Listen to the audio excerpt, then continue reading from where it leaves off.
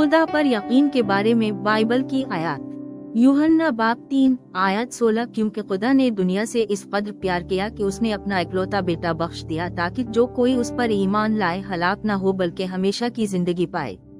मरक्स बाब 11 आयत 24। इसलिए मैं तुमसे कहता हूँ कि जो कुछ तुम दुआ में मांगो, यकीन रखो कि तुम्हें मिल गया है और वो तुम्हारा होगा। जेम्स बाब 1 आयत 6। लेकिन जब आप पूछे तो आपको यकीन करना चाहिए और शक नहीं करना चाहिए, क्योंकि शक करने वाला समंदर की लहर की मानिंद है जो हवा से उड़ा और उछालता है।